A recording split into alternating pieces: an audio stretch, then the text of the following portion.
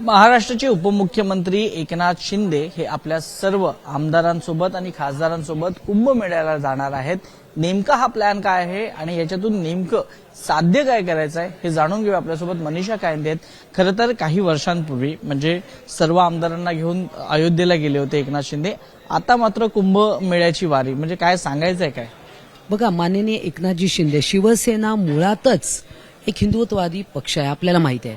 मग ते अयोध्या असेल, मग त्यानंतर मागे देखील कुंभमेळ्याला तर अनेकदा, आणि एकनाथजी शिंदे स्वतः अत्यंत धार्मिक आहेत, आपल्याला माहिती आहे. आणि माननीय हिंदू हृदय सम्राट बाळासाहेब ठाकरे यांची खरी हिंदुत्ववादी शिवसेना ही एकनाथ शिंदे पुढे नेत आहे. हे आता जनतेने पण त्याच्यावर शिक्कामोर्तब केलं आहे. आणि कुंभमेळ्याला तर सर्व जातात. 144 वर्षानंतर हा कुंभमेळा होत आहे. आणि ही अशी अभूतपूर्व ही सगळी एक आध्यात्मिक परिस्थिती, भौगोलिक परिस्थिती आणि हा सगळा 3 नद्यांचा संगम प्रयागराज ही न भूतो न भविष्यती अशी परिस्थिती आहे. आणि निश्चितच याला आम्ही सगळे जाण्यासाठी उत्सुक आहोत.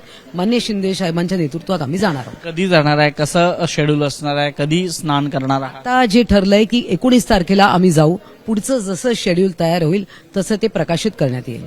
याच्यातून तुम्हाला कोणाला इशारा द्यायचा की खरंच कट्टर हिंदुत्ववादी आम्ही आहोत? बघा, हिंदुत्ववादी आहोत हे ओरडून ओरडून आज सांगायची आम्हाला गरज नाहीये.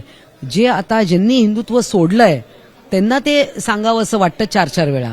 आणि आम्हाला काहीच सांगायची गरज नाही. आम्ही तर हिंदुत्व धरूनच आहोत. आमचं काही धरसोड नाहीये वृत्ती. साधारणतः ह्या सगळ्या कुंभमेळ्याच्या स्नानानंतर महाराष्ट्रात आल्यानंतर काही वेगळ्या प्रकारचं नियोजन केलं जाणार? नाही, बघा, आभार दौरे मान्य एकनाथजी शिंदे सुरू आहे.